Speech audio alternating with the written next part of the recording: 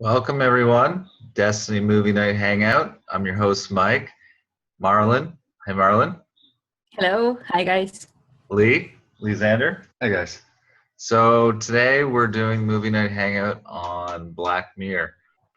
Season 3, first episode, NoseDive. So let's just jump right into it. Marlon, would you like to give us a brief overview on the episode before we get into the reflection? Sure. This is an episode that presents a potential, from my perspective, not so far away future where everyone in society is having their phones and with it a ranking system, a rating system that goes from 1 star to 5 star, being able to rate essentially every single interaction, whether you meet someone on the street, whether you are being given a coffee in a coffee house, any kind of service, everything is rated to that extent where even the access to services, the access to housing is dependent on this rating system. So we have the main character, Lacey Pound, who is this lady that starts having this lifestyle essentially based on having wanting to have the most ratings in her social circles and for herself, because it would allow her to get a lease to be able to rent a house in a very nice area. So the whole story revolves around her then going through the plethora of events in order to get her ratings up, because this particular house that she wanted was available to 4.5 people, which is the equivalent to the popular, the nice people that everyone likes, that everyone rates, and things like that, which is very much something that we can relate to in our current societies as well. It exists, just not with this in-your-face rating system. And so she sees herself in that desire of escalating, so to speak, in her social status, social standard. And she says, well, I have to do whatever it takes to be able to live in that place, very nice, fashionable place.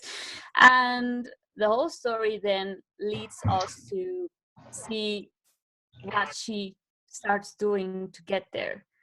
So there is a lot of events going on through there where one of her old friends invites her to be the maid of honor, and there would be a long list of high-rated people, which is beneficial for her, let's call it reputation, status, ranking. Yet everything turns wrong in the end.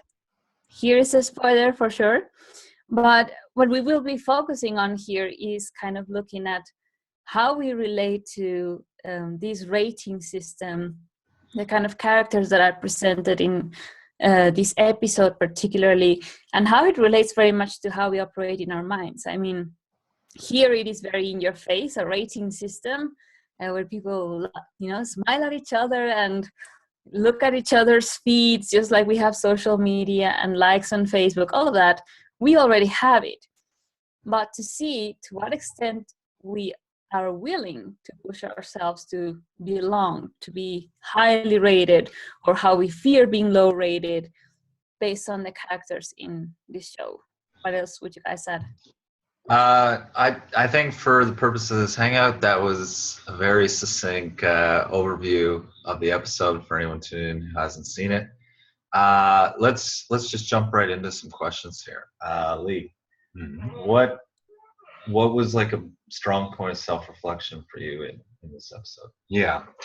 So the main thing that came up is that I actually, on a deeper level, recognized myself within the main character, and extensively, in terms of being susceptible for social criticism and actually wanting to be liked, The feeling that you need to do all sorts of crazy things and to give yourself away, basically, to get higher in a social status ranking. And I have been working through that actually with the DIP material, and I'm still working on it because it's quite an extensive design. But the main point for me really was the recognition, on a deeper level. And it was actually quite shocking and confronting because, yeah, we all carry it and I carry it as well. So seeing that right in my face, actually, in its core nakedness, was quite a thing to see. Yeah, I can definitely say that. Fascinating. Yeah.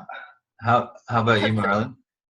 I was more like the viewer that was able to laugh at it, more from the from seeing the ridiculousness of it. One of your favorite words. Absolutely. Yeah. Because I've been there myself more in the opposite side before, like the kind of personality that I would embody is the one that would poke fun at people like that are like so false and pretending and doing the impossible to speak in these ways. And I would make fun of them in high school, actually. We became friends, yes, but I do recognize that I was kind of a bully in a way of these people. And it's not something I'm proud of. And I do recognize that who I became at that time was also more like the opposite. Not the focused, commonsensical person, but more like, oh, if they try to fit in, then I'll do just the opposite and don't follow any trends and be myself. But in the end, it was just an antagonism. So kind of going into the opposite. So when watching this episode, it was like, you know, wow, you know, this is so in your face. And as the story develops, I liked very much how it all falls down by its own weight, meaning something so unsustainable that this lady Lacey had been trying to do eventually falls down by its own weight, which means she was following something unsustainable, fluffy, of no essence. And that I saw as very valuable to present on TV. Literally, when I stopped, when I finished watching this episode, I was like, this is a great piece of TV for starters, you know, in terms of beginning to look at what is real within ourselves, how fake can we be, how to push more of these self-honest buttons on regular TV. Though I know that we will take it a little bit further into more self-honest approach here and maybe even make it a little bit better. How about you, Mike? Well, yeah, so the way the episode starts off and just the whole, you know, looking around, seeing everybody with their cell phones and giving everyone the star up or the star down based on the seemingly most trivial movements within a person's day, you know, like making eye contact with somebody or not making eye contact, or the hello or not giving the hello, all these things. Reflection came up for me just on the point of how extensively so in my own life I placed expectations on interactions with others, where if I moved in a particular manner towards them, you know, with a gesture or whatnot, I was looking for that point of reciprocity, wanting to get something in return for what I was giving. And that's come up for me in different dimensions also recently in my writings, just looking how for me to move and express myself here in this world, the starting point is me. And it's not about a return on my investment, so to speak, as like it being out there, you know, conditioned based on the response of another. You know, like if I say something and I don't get a laugh, you know, that's not to take offense to that. Or, you know, I want to, you know, if I smile at someone and they don't smile back at me, you know, that it's not a thing. Like all these little seemingly insignificant moments, these small subtle moments, just seeing how I had conditioned myself so much so to place tremendous stock in all these moments, which really just exposed my own accepted insecurities and inferiorities, where I was superimposing myself in a state of like a hyper state of competition in a way with others, just through having extensive judgments within myself. And you know, I mean, it's pretty ridiculous to recognize that, see that, you know, because you realize like you're basically like this player, you know, this person in this role-playing game, and you're always taking on a role based on the dynamics of your environment to go into this like hyper state of fight or flight in some level or not. And the funny thing is that while you're in it, you don't realize you're in it because you're so far in it. And what I found for me is that, you know, through writing, I was really able to go deep into the dimensions of these points by examining myself as who and how I am in those moments. And then, you know, you can further ask the question. And that really exposed and allowed me to slow down within my participations to see, like, whoa, you know, like just how that escalated from such a younger age, where it's just like the programming and the judgment and the competition escalated so much so that I didn't even realize like what a hyper state I was existing in within my own mind all the time, that it just became, you know, quote unquote normal. And so yeah, bringing it back again, to me, it's, you know, I'm grateful for the Desteni I process, because it's something I've been walking for a while, and it's just really supported me in grounding myself and allowing myself to be at ease, you know, like all the time, not being in this fight or flight state constantly, because yeah, I mean, it's excessive, and it's really exhausting in so many ways. Yeah, it's super polarized on top of that as well. Yeah. You know, you get the highs when people give you the likes, the 5 stars. And when they don't give it to you, yeah, you can go into that competition mode, you know, and anger and whatnot. It's a cycle that keeps you locked and trapped within the whole system that is not you in the end, you know. It's self-separation. It's supporting it. It's the whole system supporting it. It keeps itself alive. Yeah, it's a self-feeding system. And yeah, as soon as you learn to step out of that a bit more, it's really a sense of freedom you gain, you know, not to have to participate in these polarities and ups and downs and likes and not likes. Yeah. Another point of reflection for me was to just realize how extensively so I created emotion and feeling addictions within myself as like my preferred highs and lows that I would go into. And I didn't even realize, you know, what a preference I'd created towards these particular states, because I was so in it. And through taking on the point of challenging myself to write self-forgiveness and just going there, I realized that these were the points that I had, the points that were strongest integrated within me on the feelings and the emotions, on the highs and the lows within me, were the ones where I least wanted to go into on the self-forgiveness. Ironically enough, it's kind of like, well, you wanted to hold on to it, no? Yeah, you know, it's crazy, because it's like, well, you know, I like kind of this one and this one, but it wasn't so conscious at the time because I was just so, you know, in it. It was like a deeper layer of it. But yeah, so it's, again, with the Desteni I process and the tools there, it's just really supported me in challenging myself to see how deep I can go into any point of relation that I have. One thing that I noticed, for example, in terms of the characters, and this is a character that appears almost at the end, the truck driver, is that I could resonate more of that. And when I saw the character playing in that episode, I was like, fuck yes, you know, at last we have like this person that dares to say it as is. And I can relate more to that, of course, but that was more like also the me pre-process era that stood as that anti mainstream, anti being popular and being accepted, things like that, which in the end is also just the other polarities. So something that has assisted me a lot to stand on my own ground and in a more commonsensical manner in this world is not going against the tide just for the sake of doing so and making a point and keeping a fight against things, but rather understand it and also understand that even if one apparently stands outside of the system,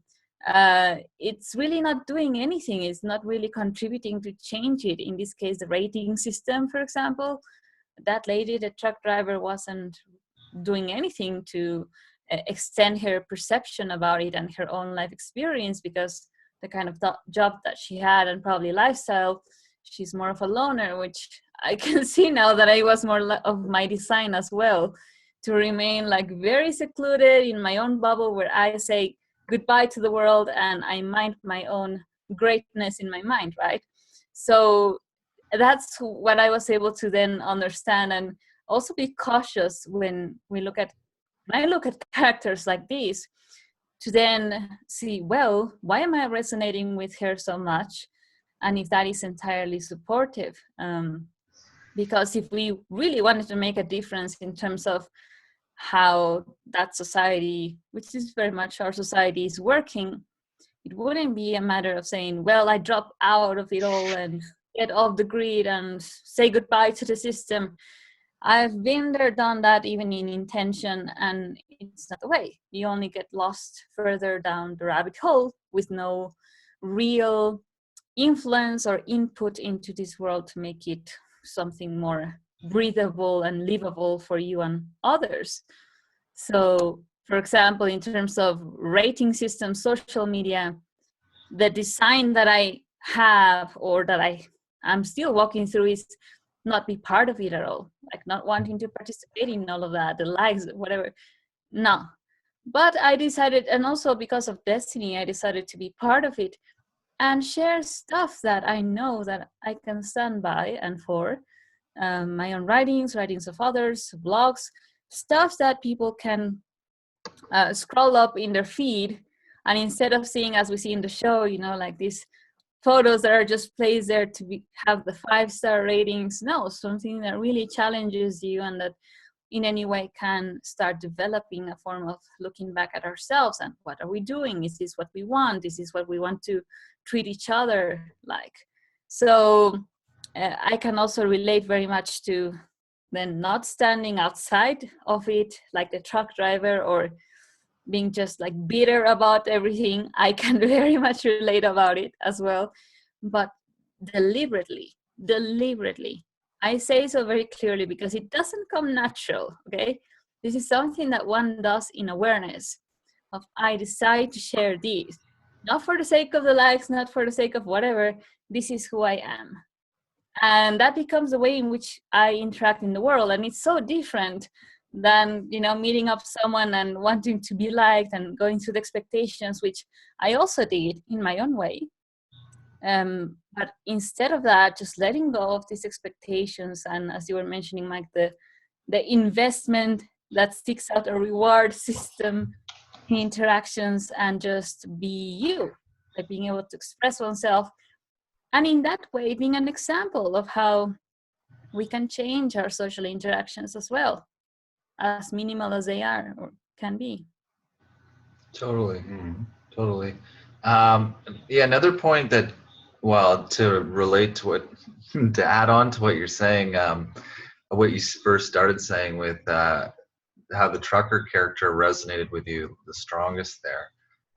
Yeah, I definitely place myself inside the shoes of the trucker as well. And, specifically identifying with just that, that anger, that irritation, that frustration, and just kind of, that just having that, inner angst in a way, because it's like you see things are not cool, but it's still not resolved within yourself all the way, and you don't know that it's not resolved within yourself at that point where you are at that time in your process. So the way you're processing it, the way I have processed that in my mind at the time, where it's totally looking external in my reality, like haven't totally brought that back to myself. When I've been in those experiences, like, because I've been in many of those experiences, like the truck driver, where it's like, oh, I can see, like a pattern or play out, and I understand the ridiculousness of it, but then I would get caught within myself and having a particular reaction, like that angst, or that irritation or the frustration. And I go into this like world of my own self-righteousness as like this defense mechanism, where then, you know, I'm glossing over myself altogether. It's like I'm not here in a way because I'm just existing in this hyper state of reaction energy, and then I'm just pointing the finger and seeing essentially my whole reality as separate from me. It's like, and you know, go figure, like that character, that role is the one, you know, that's quote unquote dropping out of society.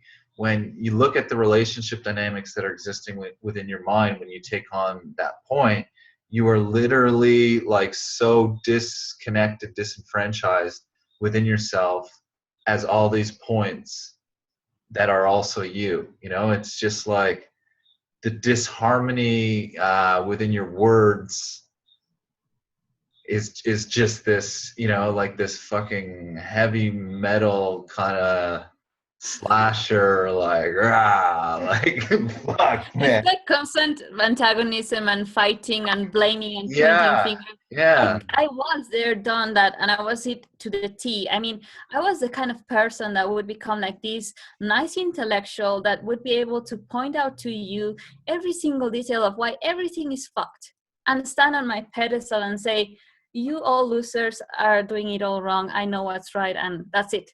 I mean, is there Yeah. any substance to that? Not at all, you know?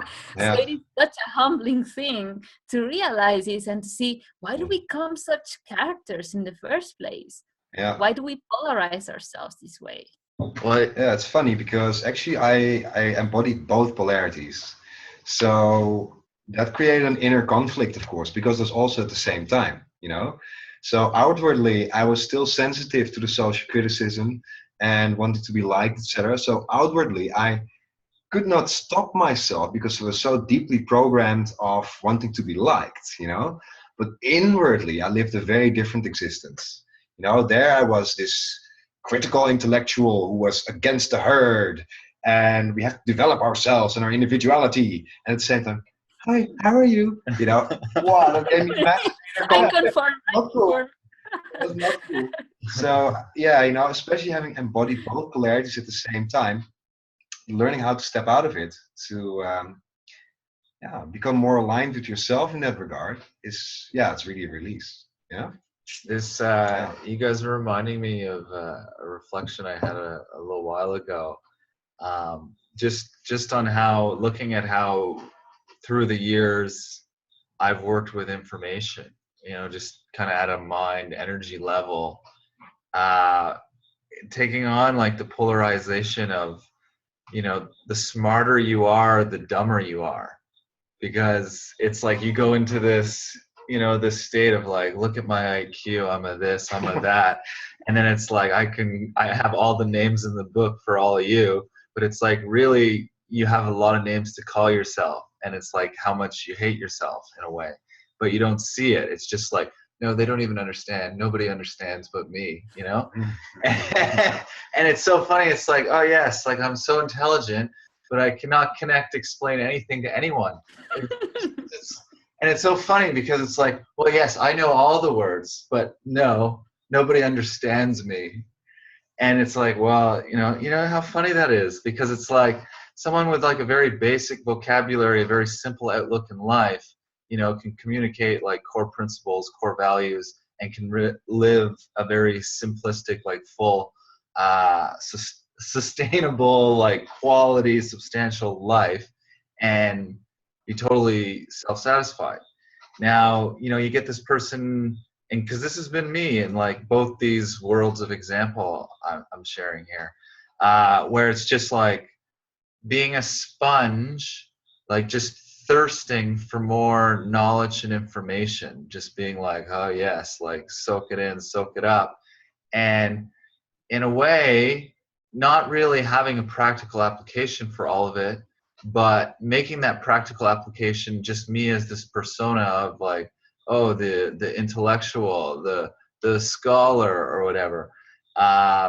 And then, you know, using that as like a competition, like flag point, you know, in the system, because it's like, oh, well, you're not going to like outschool me in, you know, a wordly debate as like just, you know, a masturbating of sorts.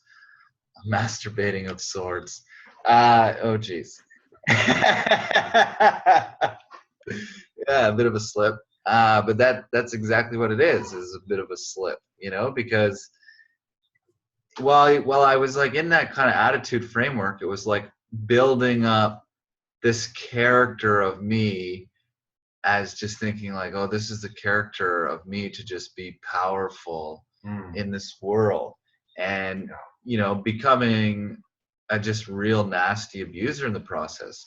And it wasn't really until like I started, you know, questioning and challenging that, and unfortunately for myself, you know, I had to face tremendous confrontation, extensively with others. I mean, I was putting it on to a lot of others in a lot of ways, and yeah, just creating like a lot of unfortunate circumstances for myself, and you know, wouldn't want anyone to go through that. And then I mean, I put a lot of other people through hell just through that verbal manipulation, because my vocabulary was more advanced than another's, and so then I could just kind of like corner them, and yet being a bully because this point existing in me deep down of my own inferiority, and so then superimposing this superiority through words, through knowledge and information. If I have more knowledge and information,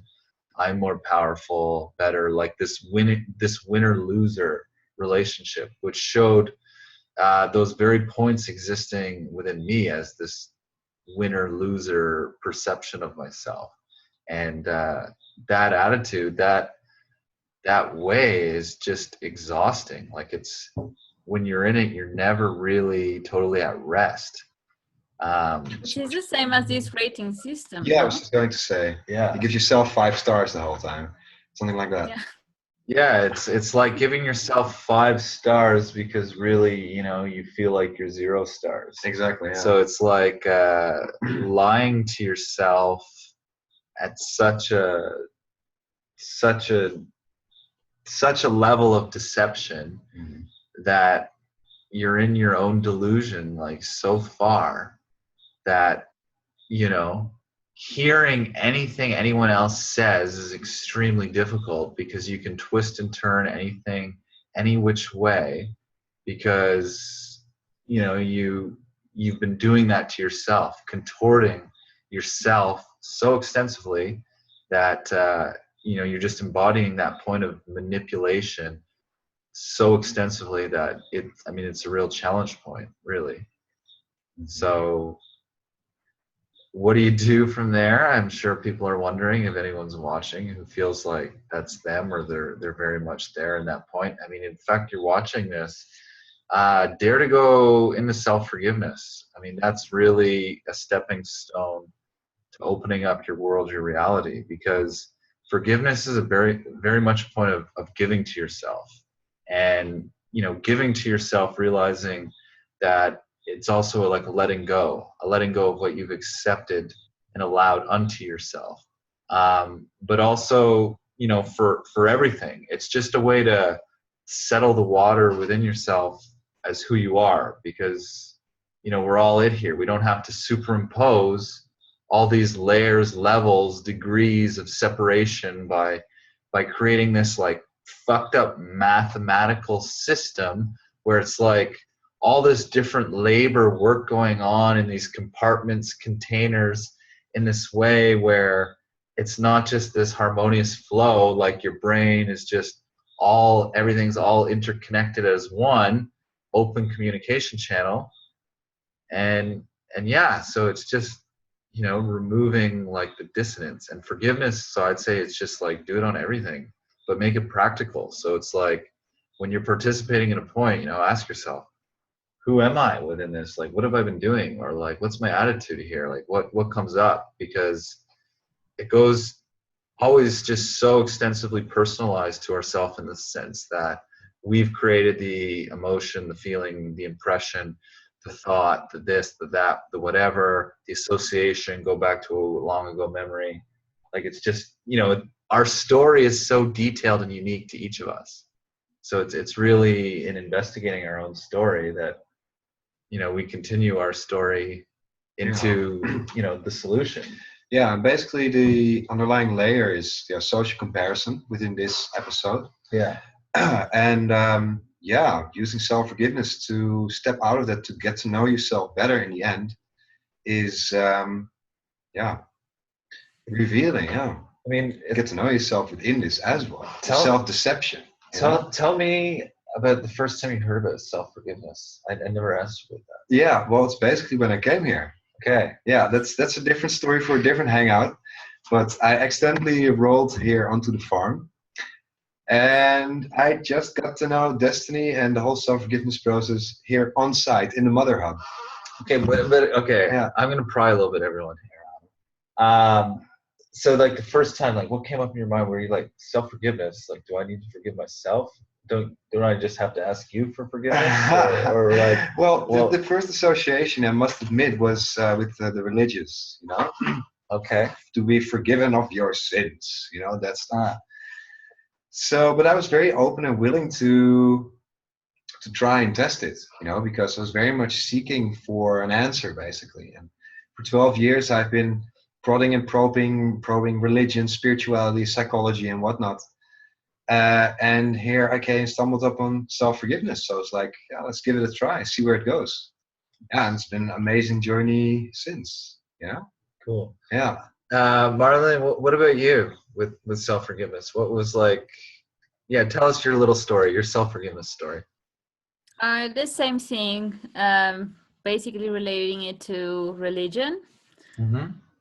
But I was also just willing to try it unconditionally. It was the oddest thing ever when I decided to sit on my bed and start reading self-forgiveness, because I didn't even know how to write it or anything like that. And I figured out that if this is what was being proposed as the way through in this world, and to get to know ourselves and our minds and be able to change and contribute to change in the world, I was like, okay, I suck it in. Why? Because I was also in this path to seeking ways to do something meaningful for the world. And in terms of spirituality, religions, all of that, I was like in my quest. So also questioning everything and so forth. But when I stumbled upon Desteni, of course, it's the first time that I decided to give it a try, and it was just literally reading someone else's self-forgiveness, the self-forgiveness that was on the website. And there I kind of got the understanding that it was more of a point of responsibility and acknowledgement through one's own words, and that it was like giving myself and everyone else a second chance for all the fuck-ups, mess that we've accepted and allowed, and creating that new let's call it blank slate for us to create on.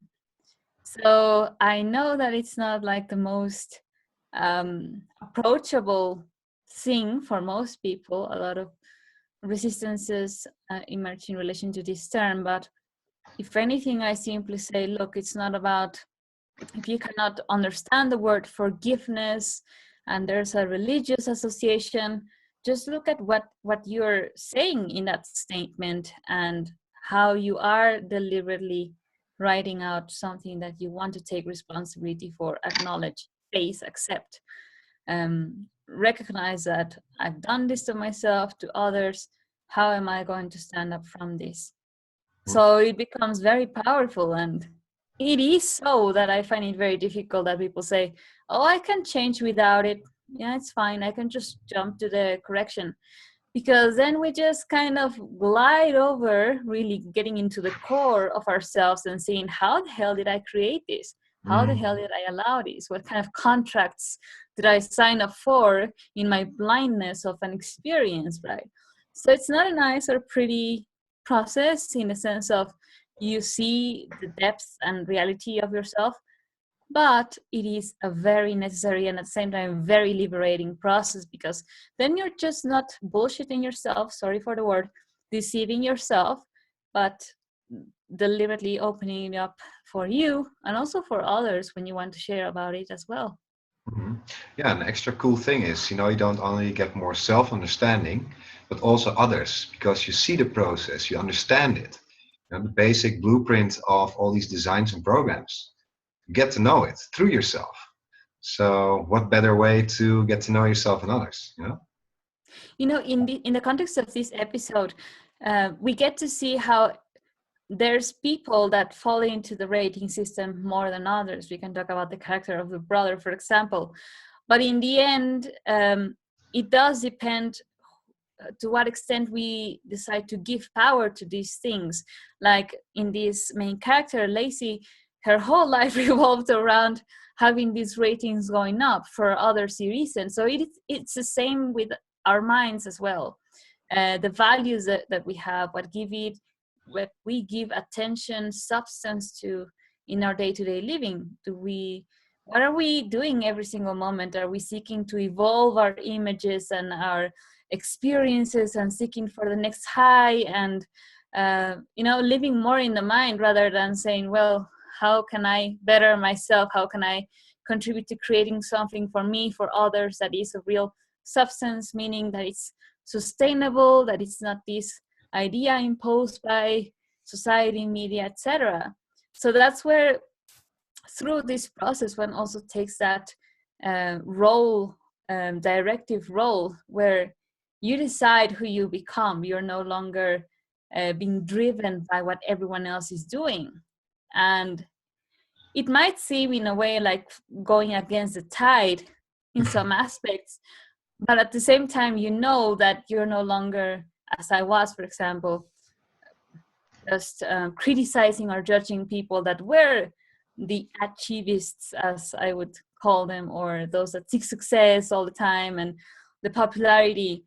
You don't stand as an opposite to that or continually criticizing it, but you understand the mind, understand what kind of fears motivate that desire for acceptance, recognition. I walk through my own process of seeking recognition, stuff like that. So once that you understand it within yourself, as Lee was saying, it's easier to understand each other, understand how we created a system. And that's really cool, empowering, and liberating, because then one can decide, how do I want to live and act in this world?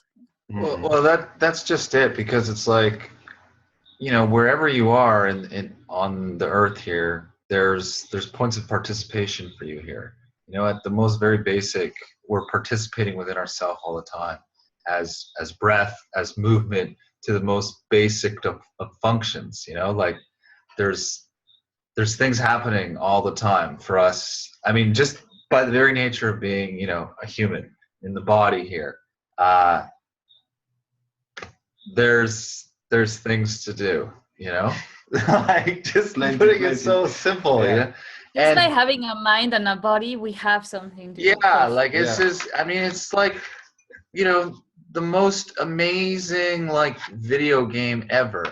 And when you consider that, and then it's like it's a real game, like this is real life, and that each is in it and has the power, like the authority to basically make this world whatever it is they want, but that all collectively we're voting for what this total world is, and that the more in tune you are with yourself, like standing as one and equal here as everything, is like the more influence, the more voting power you have to influence in getting what you want as this world, as the best, because it's sound. It's like, how sound are you in and as your sounds you make, like, and so it's so cool in a way, because I mean, it's like the Desteni I process is,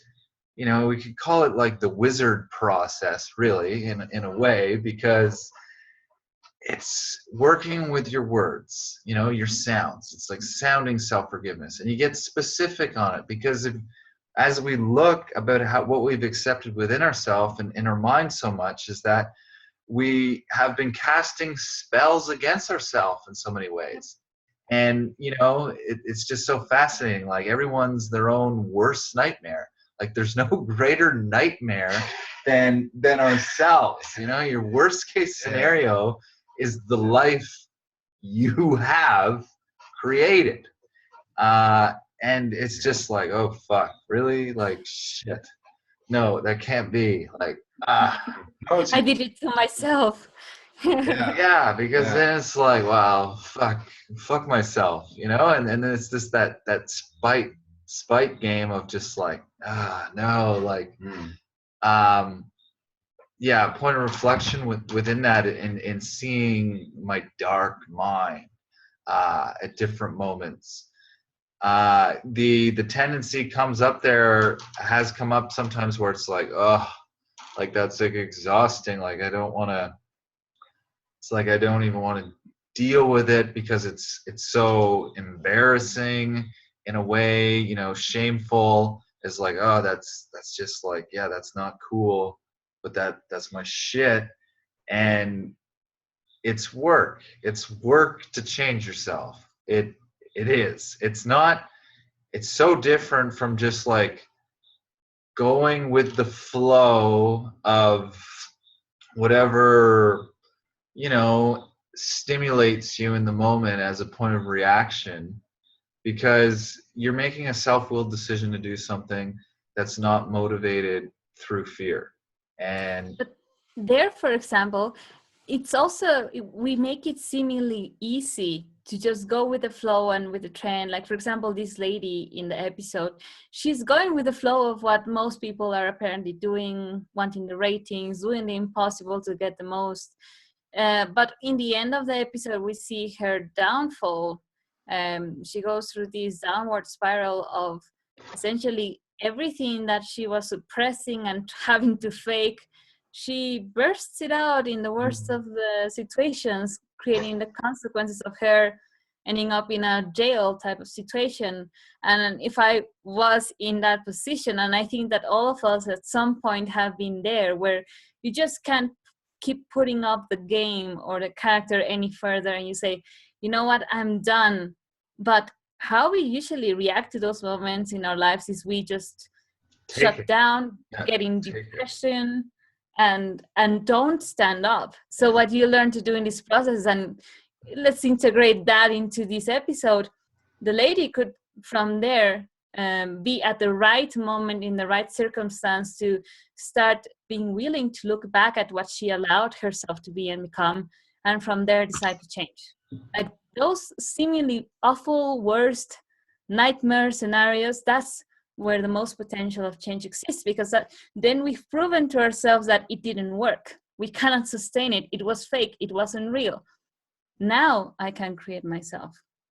And that's something that I can relate personally when having my little dreams in my life earlier on, like become true, like this scenario of fame and things like that. And when I went through it, I realized this is shit. This is so shallow. I literally went into a depression after that. I'm talking about exhibiting some photographs in another country, all of that. That was like my dream, to become this famous artist that is recognized in the world. I had that little taste of that. And in that same night, when I came back to the hotel, I was just empty, like drowned in depression. Obviously, I wasn't in process then. And that's when I started like this questioning, like seeking more to life, because I saw that this fame, success was not what I was looking for. And so that is then the right moment where, in the case of this lady in the episode, she could, for example, start like standing up for herself and saying, what the hell am I doing? Is this really what I want? And maybe even have chats with the brother. So you can share about the brother as well there, the character. Okay. Yeah, so the brother character I looked at as the one character in the episode who was basically the most grounded of all the characters they showed, because he wasn't really existing in conflict with anyone that we saw him encounter with. He was just very much chill with everyone, though he at the same time you know, took a stand and was direct with his sister as like someone, you know, who was in his world, and he didn't just like gloss her over as like, oh, whatever, like, you know, she's fucked, just leave it at that. He took kind of like responsibility as how he would want to be, you know, treated, talked to on that point. Is like, hey, like, I know you, like, what the fuck are you doing? Like, hello. But in a way where it wasn't so hostile. It was very genuine, which showcases that at some point earlier he must have been there in and as that character himself in some capacity, because when you recognize yourself as the other within that character, it's like so different than if you don't and you're just kind of projecting how you see that, you know. And so yeah, I could see that within this guy, because yeah, I totally relate to that, like as I've moved through the Desteni process, because that's what happens. It's like you stop making it this like outer projection thing of like, there are this character, there are that character, because you realize yourself all the time. It's like you have all the characters eventually in your toolbox to express yourself however the fuck you want, whenever you want. But then now consider this, is that this world system is a system design, and it's like very specific in its structure. So, you know, if you're participating in this environment or this environment and this environment, there's etiquettes, there's like rules of the game, so to speak. And if you don't present yourself a certain way in this environment or that environment, or speak the lingo of this environment or that environment, the system will throw you out, because it's the ratings thing right there, because there's like the underlying, you know, social norms and whatnot. And it's very unfortunate that that's the way it is, but that just shows you how conditioned the character constructions exist within our own mind. And once you realize yourself as like the complete package of all the character constructions, and it's an ongoing process, because the more you push yourself to engage and participate in your world in ways in which, you know, that challenge yourself, points will come up for you where it's like, oh shit, I hadn't considered that dimension or that dimension. And that's the whole thing, is that this process of self-investigation is a continuous opening up and unlocking of our potential ability. You know, it's like pushing the limits. And it's because we live in a world of this physical world of limitation at the moment. And so it's like working within that practically and unlocking new dimensions of our potential through harmonizing our world relations. Yeah. Cool. So something that I wanted to say in relation to that you said, the brother maybe at some point was in a similar situation to the sister, and so being able to kind of be that stand point for her in saying, hey, what are you doing, and what are you following into or falling into? That's something that also relates very much to how we are able to then, as one walks this process, be able to assist others in standing as that point. Like, for example, in the body system in the DIP. Totally, yeah. Because, like, I see, let's say, people following something that I've done, either in a relationship, for example, and I can only be that, say, voice of reason in terms of what is your starting point and what you really want to create for yourself and who you are within this desire, and is it really something substantial? We can only make so many questions, so many references to what we've walked and realized, but ultimately it's up to each one. And what we see in the lady in this episode is she follows her desires, her expectations, and gets that eventual result. Whereas if we look at what the brother did, he was the average guy, meaning not 5-star, 4-star, 3-something star, And this means just a regular person that is not being like in that hamster wheel where he's constantly trying to escalate into something or get further away in the social standards. So this is a kind of, in a way, the starting point of the kind of people that we need to see more, and we need to stand for each other more as those points of, wake up, what are you doing to ourselves? But how many times, I mean, with all of the other people that the lady was relating to at work, in the city, in, you know, everywhere else, there was no one else that was standing as that point, because everyone was playing the same game.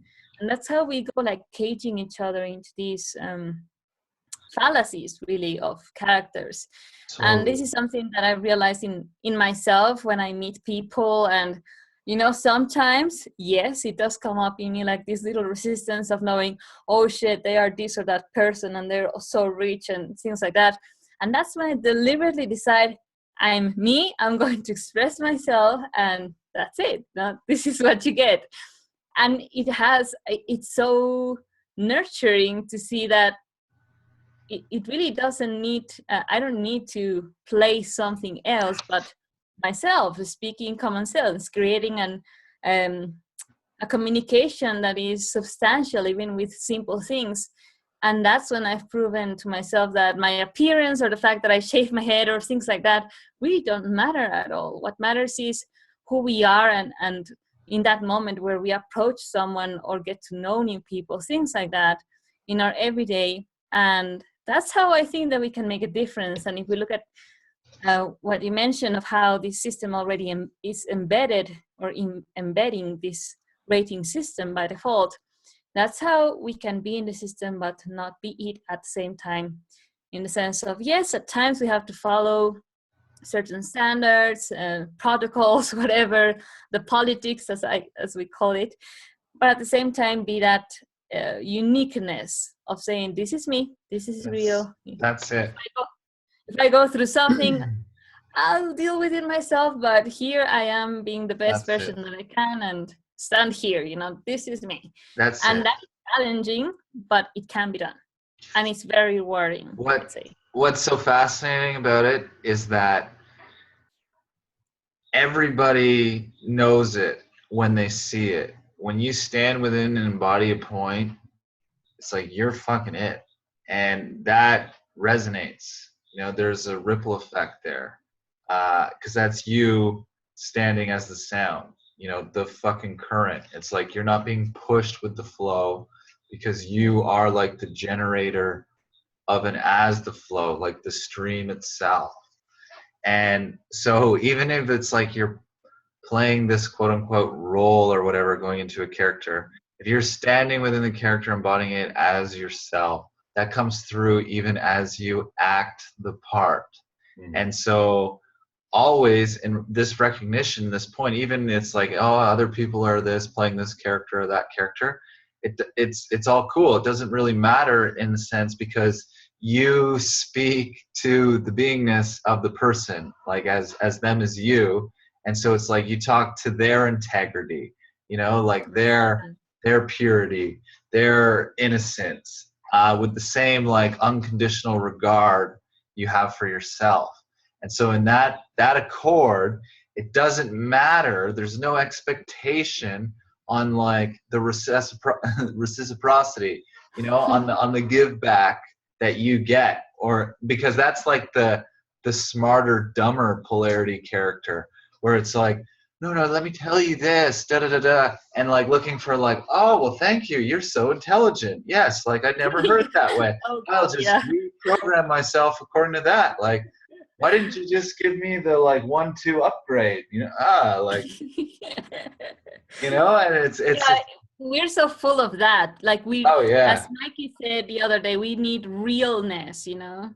And that's so much of what I see that all of us stand as well in this world, wherever we are, that we can be wherever we are, no matter if you are in the highest, most echelon of a corporate environment or wherever, it doesn't matter who you are. Yes, with the politics protocols, sure, but who you are and as you stand, as you explained, Mike, that's essentially it. And that's how I see that the ratings become irrelevant. How others behave is irrelevant, because it's then about yourself and staying true to yourself. But you first have to find out what is the true you. And that's a self-creation point. It's not me as a character that evolves throughout time, through social interactions and being oblivious to it all. Then you know deliberately why you say things, which words you pick, and as you were saying, to what part of that person do I want to communicate to. And just to add on to that, Marlon, just to add on to that, maybe a final point here.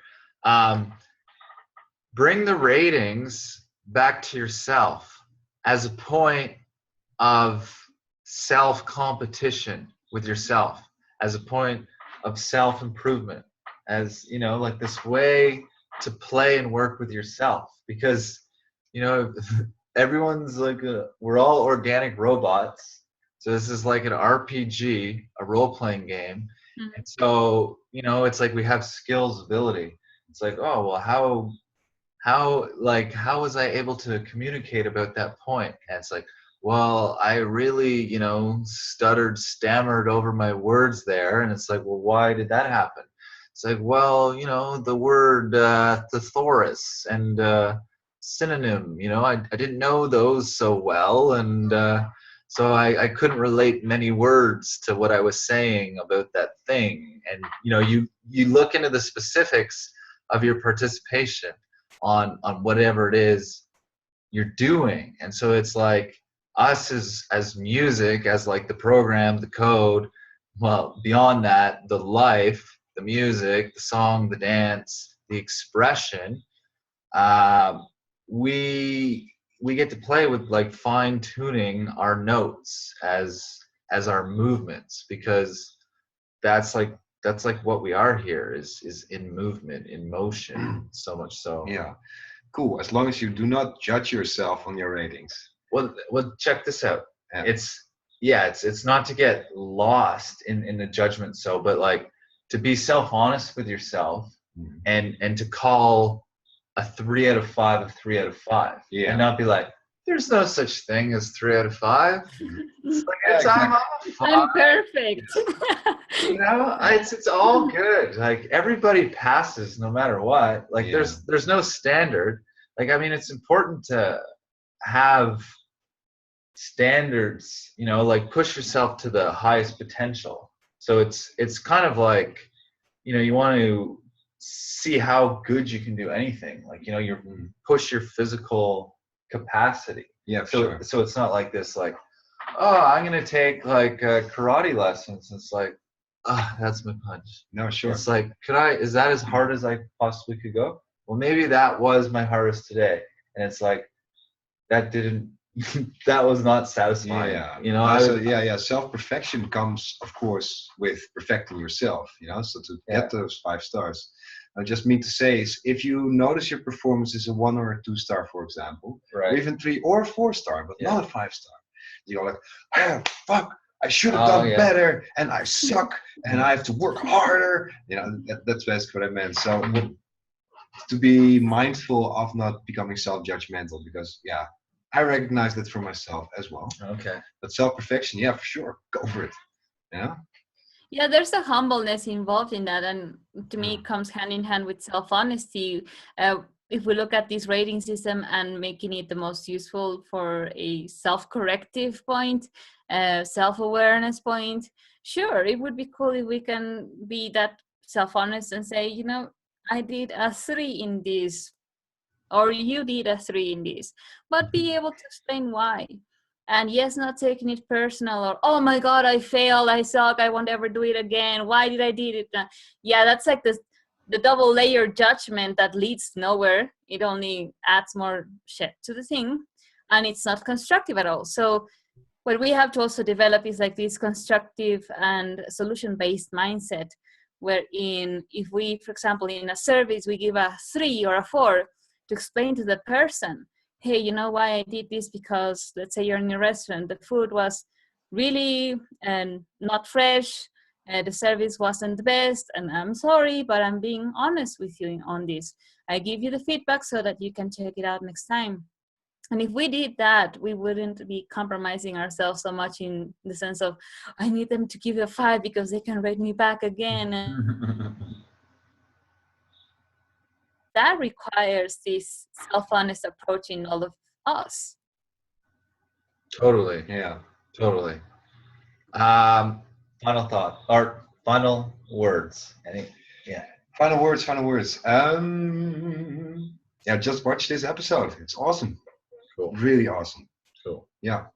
I very much like the whole aesthetic of it, in terms of it being pastel colors and this piano music that goes up and down, the futuristic aspect. Everything is so well made, but it also very much, this whole series of Black Mirror makes us a lot question, like, what is the future of humanity and how can we be in it? If anything, it serves as this point of reflection that if this rating system is coming, which is very much here already, but if it gets to be at that level, then we can decide who we are in it. How do we want to interact in it? That's one point. And the other one is a reflection in our creation as this reality, and how each one of us can influence in either following it completely blindly, or how to question it constructively, not in the sense of bashing it or being antagonizing it. That leads nowhere, but rather, create these kind of conversations with your family if you watch it, friends, and create these kind of solutions. Like, hey, who would you be in that situation? That's a more meaningful way of watching things as well. Mm-hmm. Absolutely. Cool. Absolutely. Yeah. Always just bring it back to yourself. And whenever I watch a show, yeah, that's something I like to play with, really, is just place myself within each of the characters, like always, like that's me, and really look to see if there's any real movement inside me. Like, am I getting annoyed with this character, or do I think that character is really cool, or am I having an attraction to this character? Am I repelled by that character? Because in that way, I'm facing myself on so many levels through watching any fucking show, any movie, because they're all points for me to reflect back on, where it's like I had that point of movement about this character, and that thought about this character, and this judgment about this character. That just showed me 3 different aspects of myself that I'm existing within as a point of suppression. So to recognize that, and then to, wow, forgive that, let that go, that's opening up so many parts of myself that I was disconnected as, But They wouldn't have come up in another way if it wasn't for being triggered through this, watching the show, and happening interactions the same. Big time. So it's like we have a tremendous opportunity with the television. Well, don't use television. Only use the computer to watch your movies and your series. It's like voting for television is just so outdated, and it's just an inferior service. And to pay for an inferior service is, you shouldn't do it. Just don't do it. Yeah. Don't do it. Because that's a point, guys. Is that we live in this world where money is the currency. The sea of the current. It goes around. So put your money where your mouth is and support things that are quality. Obviously, that's a whole thing as well. Is like, what is quality for you, and that in your relationship within it. But yeah. Okay. We'll continue again. There's always so much to say in these hangouts. We always, before the hangouts, say like, let's try to make this one shorter, and there's always so many points that open up. Even when it's talked about like, oh, we're just gonna do this one. There's another one. So yeah, it's awesome having you guys on here today. Hope to have both of you guys on again, together, separately, whatever. And for people watching, yeah, we did this one recorded on Zoom. long story. Won't get into it here today. Maybe we'll share the story on the Facebook page. But please do, for the next Hangout, send in questions in advance. The event should be posted by Tuesday, let's say, the latest, really. Wednesday. Yeah. And then, yeah, okay. We'll leave it And at. if there's any feedback to this, what we shared, what came up for you through watching, also place the comments in the event as well. Yes. Okay. See you guys. All right. All right. Adios.